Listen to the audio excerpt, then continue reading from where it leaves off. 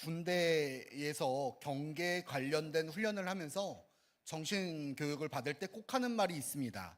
작전에 실패한 군인은 장수는 용서할 수 있어도 경계에 실패한 장수는 용서할 수 없다라는 말이 있습니다.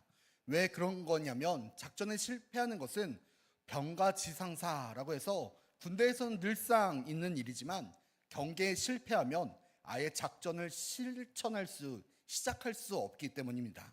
때문에 초병들에게는 상당한 권한이 주어지기도 합니다. 그 누구의 차이든 그 어느 누구이든 초병을 거치지 않고서는 부대 안으로 들어갈 수 없습니다.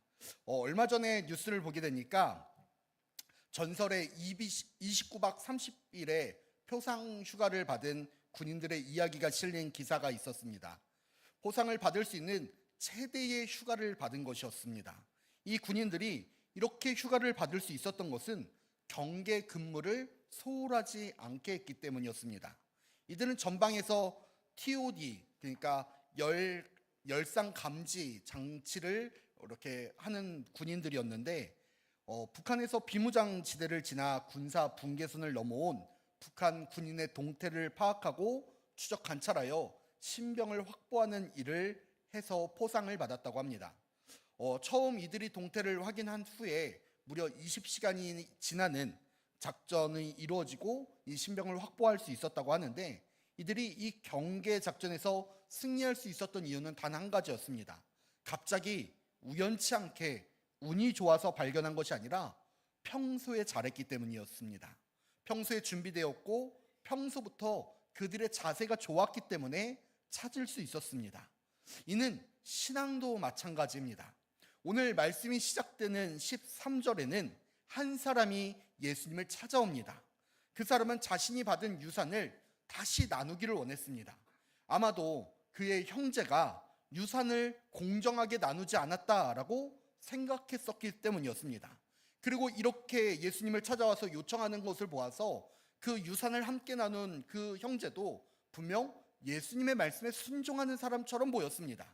만약 다른 형제가 예수님 말씀에 순종하지 않으면, 예수님의 말씀을 따르지 않는다면, 예수님의 권위를 인정하지 않는다면 예수님이 그에게 무슨 말씀을 하시든 그 어떤 영향도 어떤 권위도 서지 않았을 것이기 때문입니다.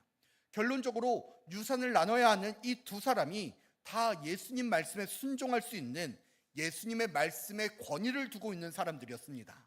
그러자 예수님이 그 사람에게 말씀하십니다. 누가 자신을 그들의 재판관이나 조정관으로 세웠냐라고요. 그러면서 욕심에 대한 이야기를 시작하십니다. 그리고 우리가 지난주에 살펴보았던 부자의 이야기를 예로 드시는데, 이어서 계속된 비유들을 통하여 그들의 욕심이 무엇인지를 말씀하십니다. 그리고 12장 31절에 이렇게 말씀하시는데, 우리 함께 읽어볼까요? 다만 너희는 그의 나라 그리하면 이런 것들을 너희에게 더하시리라. 아멘. 예수님의 제자들, 예수님을 따르는 사람들이 고민하고 구해야 되는 것, 지금 우리가 생각해보고 살아가야 하는 목적과 목표, 우리가 찾아야 하는 것은 하나님의 나라임을 밝히고 계십니다. 하나님께서는 까마귀보다 우리를 더 귀중하게 생각하여 주시고 백합화보다 우리를 더 영광스럽게 만들어 주시며, 오늘 있다 내일 아궁이에 들어가는 들풀조차도 하나님께서 돌보시는데 우리를 돌보지 아니하시겠냐라고 말씀하십니다. 우리가 이 세상에서 고민하는 것, 염려하는 것, 생각하고 걱정하는 것은 다 세상 사람들이 구하는 것이라는 겁니다. 그리고 우리에게 필요한 모든 것을 다 알고 계시고, 우리가 하나님 나라를 구할 때, 하나님의 의를 구하며 나아갈 때에 필요한 것을 아시는 주님이 우리에게 모든 것을 더하여 주실 것이기 때문에 우리는 그의 나라와 그의 의를 구하라 라고 말씀하세요. 그러니까 결론적으로 뭘 말씀하시느냐? 욕심 부리지 말라 라고 말씀하십니다.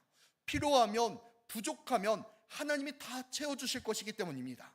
지금 조금 더 가져간다고 해서, 지금 조금 더 유산을 받았다고 해서 더 나아갈 것이 없습니다. 하나님이 그 사람을 그날 밤 데려가시면 모든 것이 끝나니까요.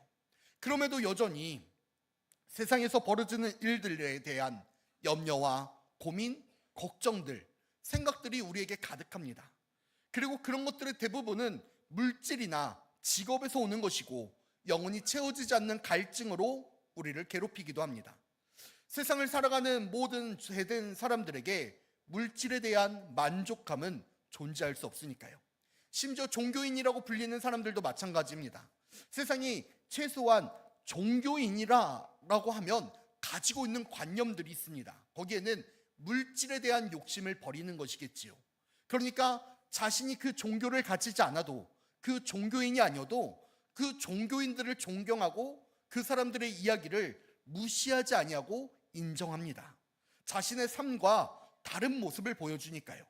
그러나 대부분의 종교의 총회장, 대표, 종정들 뿐만 아니라 각 종교의 대표적인 사찰, 성당, 교회들을 보게 되면 우리가 상상할 수 없는 그 범위를 뛰어넘을 때가 있습니다. 한 가지 안타까운 것은 교회라고 해서 다를 바가 없다라는 거지요. 그래서 온라인에서 교회를 비꼬고 교회를 비방할 때 사람들이 흔히 하는 단어가 있습니다. 주식회사 예수라는 겁니다. 예수의 이름을 팔아서 장사하는 장사치로밖에 보이지 않는 거지요. 분명 세상이 보기에도 그 안에 욕심이 가득하고 자신들과 다를 바 없는 욕망이 보이는 것이 사실이니까요. 이게 예수님을 찾아왔던 사람들의 모습이었습니다. 형제가 유산을 더 가져간 것에 대해서 분노하고 씩씩거리면서 예수님을 찾아와서 그 형제에게 말하여 유산을 다시 나눠 가지자고 요구하는, 따지는 그 모습을 보시면서 예수님은 그 형제와 세상과 무엇이 다른가 말씀하고 계십니다. 예수님은 이것을 그래서 분명하게 하실 필요가 있었던 것입니다. 욕심과 정욕, 욕망이 가득 찬 모습이 세상 사람들과 예수님을 따르는 사람들과 다를 바가 없으니까요. 똑같았으니까요. 심지어 더하면 더했으니까요. 그래서 예수님이 말씀하십니다. 지금 중요한 것은 유산이 아니라고요. 지금 중요한 것은 창고가 아니라고요. 지금 중요한 것은 내가 가지고 있는 소유가 아니라고요. 그것들은 필요할 때 하나님이 알아서 채워주실 것이고 우리가 준비해야 될 것은 하나님의 나라임을 분명하게 밝히고 계십니다. 왜냐하면 하나님의 나라는 예고하고 오는 것이 아니라 갑자기 찾아오거든요. 우리에게 알려주고 오시는 것이 아니라 갑자기 찾아오거든요. 그래서 아까 포상받은 장병들이 평소에 아무 일도 없을 때 언제나 이 경계태세들을 느슨하지 않게 하고 무슨 일이 벌어지든지 당장 작전을 수행할 수 있는 자세를 가지고 있었던 것처럼 우리도 평소에 세상의 욕심, 욕망, 정욕에 사로잡혀서 살아가는 것이 아니라 하나님이 올 것을 준비하고 있음을 예수님은 제자들에게 말씀하십니다. 그리고 그 첫 번째가 뭐냐? 우리 한번 따라 하실까요? 허리에 띠를 띱니다. 누가복음 12장 35절 상반절입니다. 우리 함께 읽어볼까요? 허리에 띠를 띠고 아멘. 앞에 보시는 것과 같이 당시 이스라엘 사람들이 입고 있었던 옷은 우리와 조금 다른 구조를 갖고 있습니다. 먼저 속옷을 입는데 이 속옷은 지금 우리가 알고 있는 속옷이 아니라 말 그대로 안에 있는 옷입니다. 가장 기본이 되는 옷이에요. 그래서 두 개의 세마포 천을 그냥 딱 짜서 얼굴과 팔만 들어갈 수 있는 구멍을 놔두고 다 깨맨 단순한 형태의 옷으로 일상생활 때 편하게 입고 편하게 벗는 이 짧은 소매의 옷이었습니다. 그리고 그 위에 겉옷을 입게 되는데 겉옷은 양털로 짠 실로 통으로 짠 그 모습 그대로입니다. 근데 겉옷은 단순한 옷이 아니라 신분과 명예를 나타내는 신분증으로 사용되기도 했습니다. 조선시대에도 내가 어떤 옷을 입고 다니는가에 따라서 내 신분이 드러나는 것과 마찬가지의 효과였습니다. 특히 이스라엘에서는 이 겉옷에게 특별한 의미가 있었는데 그 의미가 뭐냐? 술을 달고 있었습니다. 술은 옷 네 군데에 만들었는데 그것을 보면서 하나님의 계명을 기억하고 준행했던 것입니다. 그리고 이 술은요, 개인마다의 특징이 있어서 신분증으로 사용되기도 했다고 합니다. 그렇기에 이스라엘 사람들에게 이 겉옷을 만진다는 것, 이것은 그 사람을 만지는 것과 동일하게 취급되었습니다. 혈혈병을 앓고 있었던 여인이 예수님의 옷자락을 만졌다라고 말하는 것이 바로 이 술, 이 겉옷을 만진 겁니다. 그래서 예수님의 본체를 만진 것으로 상징되고 있습니다. 다윗이 사무엘상 24절에서 사울을 죽이지 않고 그의 옷자락을 잘랐다라고 표현하는 것도 이 겉옷의 술을 자른 겁니다. 다윗은 사울의 겉옷을, 그 겉옷의 술만을 칼로 뱀으로 사울을 직접 죽이지는 않았지만 그의 상징, 그의 몸을 벤 거와 마찬가지였기 때문에 사울은 슬퍼했습니다. 또한 이스라엘 사람들은요, 자신들이 슬퍼하거나 아파할 때 이 옷을 찢는 습관이 있습니다. 그러니까 그게 뭐냐? 자기가 찢기는 고통을, 슬픔을 표현하는 것이었습니다. 이 옷들을 조이는 것이 바로 허리끈입니다. 집안에 있을 때나 밥 먹을 때에는 허리에 끈을 띠지 않고 지내도 상관이 없었습니다. 그러나 겉옷과 이 속옷이 모두 펑퍼짐한 옷이었기 때문에 허리를 동이지 않고서는 이 옷이 펄럭임을 제어할 수가 없었어요. 그렇게 허리에 끈을 묶는다라는 것은 그 옷을 입는 것의 끝이자 일을 하러 나간다라는 의미를 표현하고 있다고 합니다. 그래서 이 말씀이 굉장히 특이한 건데, 출애굽기 12장 11절에 이런 말씀이 있습니다. 하나님께서 이스라엘 백성들에게 뭘 말씀하시느냐? 유월절 식사를 할 때 허리에 띠를 띠고 발에 신을 신고 손에 지팡이를 짚고 급히 먹어야 한다라고 말씀합니다. 옷의 띠는 실내에서는 편히 원래 풀고 있었지만 밖에 나갈 때만 그 끈을 묶었지만 출애굽 직전에는 그 어느 때 밥 먹을 때도 끈을 메고 있으라라고 명령하시는 거예요. 그렇기 때문에 유월절의 식사, 이 유월절의 그 절기는 편안하게 즐기는 축제가 아니라는 것입니다. 유월절 식사는 하나님의 인도하심과 준비하심에 따라서 언제든 준비된 상태를 보이는, 유지하는 것이 가장 중요한 포인트였습니다. 그들이 이집트에서 평생 즐기며 살아갈 사람들이 아니라 곧 출애굽하여 하나님이 준비하시는 땅으로 갈 사람들이라는 것을 나타내는 것이 허리에 끈을 묶는 일이었습니다. 그래서 사명자들에게는 허리를 동이라라고 예레미야 1장 17절에서 말씀하고 계시고, 이사야 22장 21절을 보게 되면 허리에 띠를 띄우고 라는 표현들을 사용합니다. 마찬가지로 열왕기의 하 1장 8절을 보게 되면 엘리야에게, 그리고 마태복음 3장 4절을 보게 되면 이 세례 요한에게 특별한 사명자들에게 허리에 가죽띠를 띠라라고 말씀하고 있는 것을 보게 됩니다. 결국 허리에 띠를 띈다라는 표현은 언제나 움직일 수 있는 것을 준비하는 것이고 하나님의 나라가 임한다는 것에 대한 준비 태세를 완전하게 하고 있는 것을 뜻하고 있다는 거예요. 결국 허리에 이 끈을 띈다라는 것은 평소에도 천국을 향하는, 하나님을 향하는, 하나님의 나라를 향해 나아가기 위한 모든 준비를 마친 자들을 뜻하고 있습니다. 그래서 허리에 끈을 띠고 살아가는 사람들의 모습은요, 이 땅이 우리의 종착점이 아님을 보여주고 있습니다. 물론 이곳에서 쉬기도 하고 즐기기도 하고 놀기도 하고 일을 하며 보람을 느끼고 성취감을 경험할 수도 있습니다. 그러나 그게 끝이 아님을, 그게 이 땅에서 살아가는 목적이 아님을, 그게 우리가 지금 살아가고 있는 목표가 아님을 허리에 끈을 띠고 그 모습을 통하여 우리가 표현할 수 있다는 겁니다. 허리에 띠를 띈다라는 것은 마치 지금 우리가 십자가 목걸이를 하고 다니는 것과 같은 모습입니다. 세상에 대하여 불편함을 이야기하고 세상에 대하여 자유롭지 못함을 이야기합니다. 남들은 다 허리를 풀고 즐길 때, 놀 때, 술을 마시고 방탕할 때, 남들은 다 허리에 띠를 풀고 마음대로 살아갈 때 허리에 띠를 띠고 살아가는 사람들은 그럴 수 없으니까요.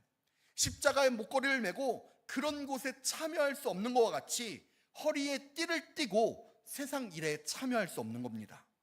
그러면 사람들이 물어봅니다. 사람들은 분명 내가 허리에 띠를 띠고 있는 그 불편함을 보면서 관심을 가지며 이야기합니다. 왜 그렇게 불편하게 사냐고요? 뭐하러 그렇게 신앙생활을 열심히 하냐고요? 왜 그렇게 어렵게 살아가냐고요? 조금은 숨은 쉬고 놀기도 하고 즐기면서 살아가야지 왜 그렇게까지 살아가냐고요? 교회에서만 열심히 믿으면 되지 왜 직장에서도 하나님의 자녀로 살아가냐고요? 교회에서만 열심히 신앙생활을 하면 되지 왜 집에서도 하나님의 자녀로 살아가냐고요.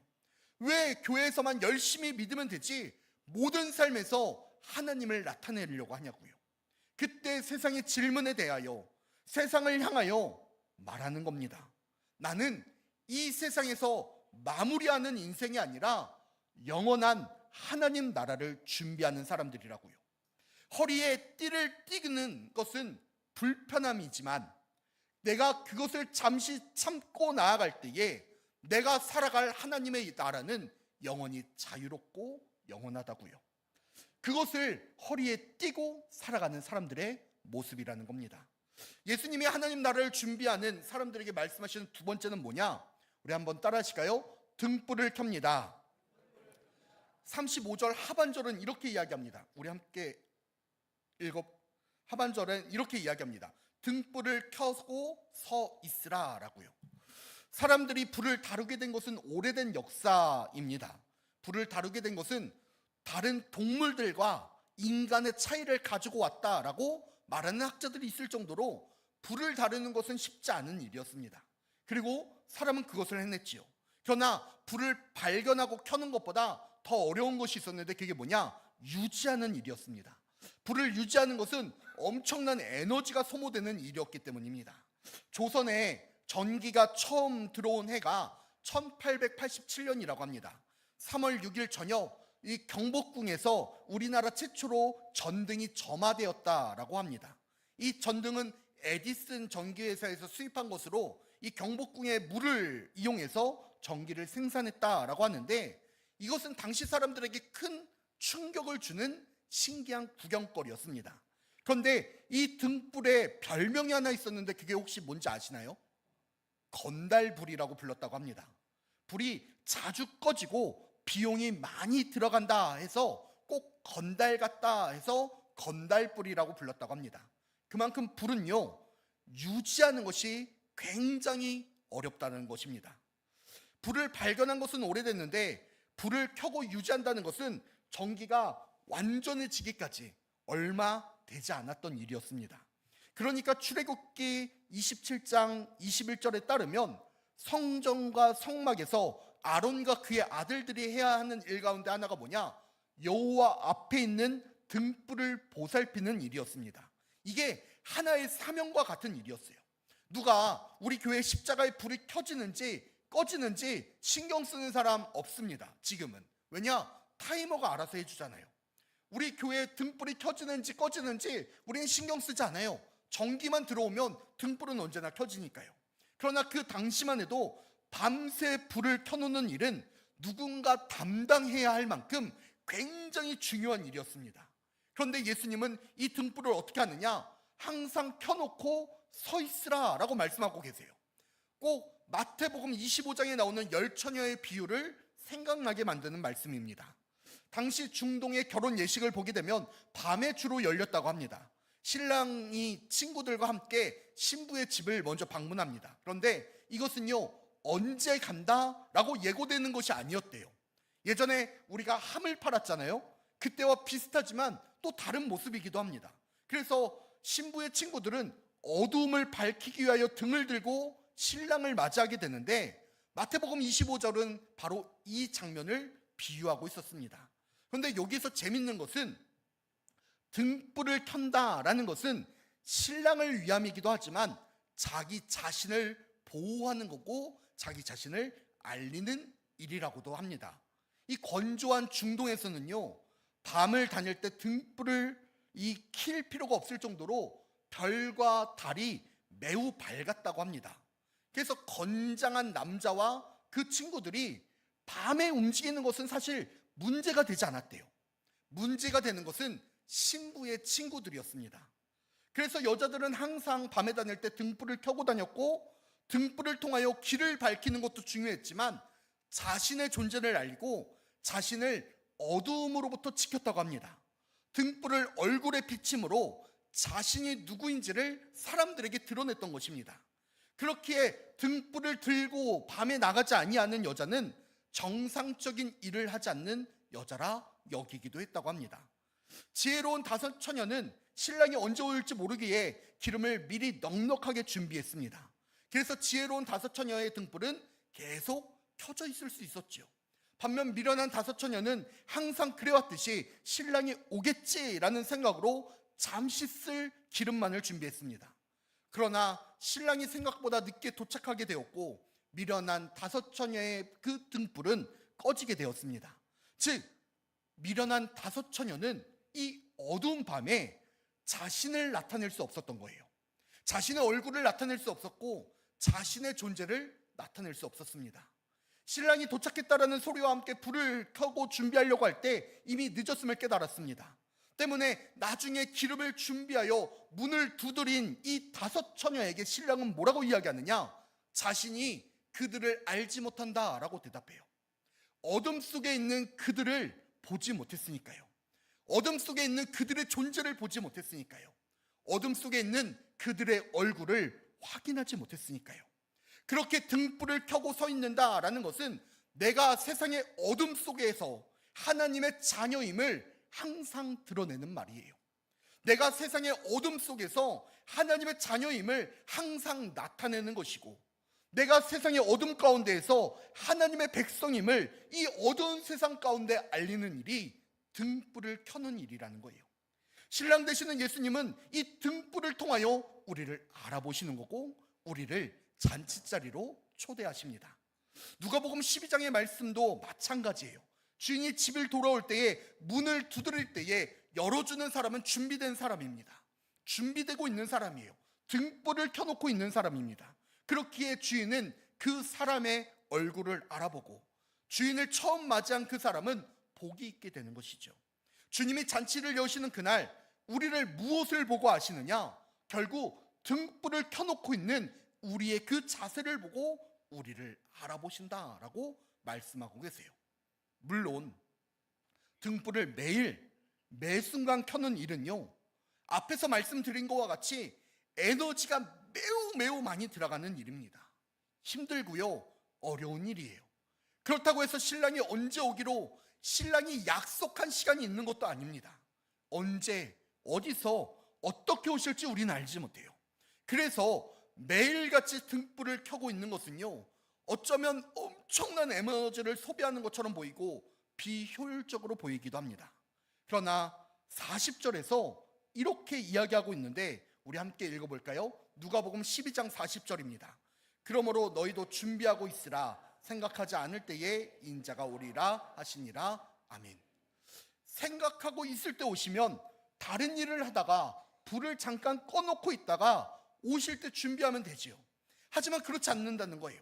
생각하지 않을 때, 상상하지 못할 때 주님은 우리에게 오십니다. 그리고 세상의 어둠 속에서도 언제나 믿음의 등불을 켜고 있는 우리를 보시고, 세상의 어둠 속에서도 언제나 기도의 등불을 켜고 있는 우리를 보시고 우리를 잔치자리로 초대하실 거라는 거예요. 결국 등불을 켜고 있는 것은 허리띠를 띠고 있는 것과 마찬가지입니다. 항상 말씀으로, 기도로 내 영혼의 등불을 켜놓고 있는 거지요. 시간이 계속 지나가니까 잠시 딴 생각이 들 수도 있습니다. 계속 똑같은 일을 하다 보면 지칠 때도 있어요. 계속 똑같은 일에 어려움을 당할 때도 있습니다. 하지만 분명한 것은 주님 오실 때에는 준비된 자가 하나님 나라에 들어간다는 사실이에요. 항상 경계 작전에 최선을 다했던 그 사람들이 이상 징후를 발견하고 보상을 받았던 것처럼 앞에서 말씀드린 이 오늘의 비유는 세상을 살아가는 이 예수님을 따르던 한 형제가 자신의 유산에 대해서 더 작은 것에 불만을 가지며 시작되었습니다. 그러면서 물질의 욕심을 가지고, 물질의 정욕을 가지고 살아가는 자들에 대한 예수님의 말씀이었지요. 예수님은 지금 세상에서 구할 수 있는 것에 욕심 부리지 말라라고 말씀하세요. 지금 세상에서 얻을 수 있는 것에 대하여 정욕과 욕망을 가지지 말라 이야기하십니다. 그것은 언제나 하나님이 주실 수 있는 것이고 언제나 구해주실 수 있는 것이며 언제나 부어주실 수 있는 일이니까요. 땅에 있는 백합화나 들풀도 저 새들도 하나님이 다 먹이시니까요. 그것보다 우리에게 중요한 것이 무엇이냐? 하나님 나라라는 거예요. 문제는 그 하나님의 나라가 언제 올지 모릅니다. 그래서 세상에 주어질 시간에 우리가 마음을 쏟고 에너지를 쏟지 말고 항상 허리에 띠를 띠고 세상 어둠 가운데 등불을 켜고 주님 오실 날을 기다리라 말씀하시는 거예요. 그러면 세상에서 필요한 그 모든 것은 하나님이 책임지시니까요. 사랑하는 우리 불꽃교회 성도 여러분, 이것은 우리의 인생의 목적과도 같습니다. 경계병의 목적은요, 우리 지역에 침입하는 자를 조기에 발견하는 거예요.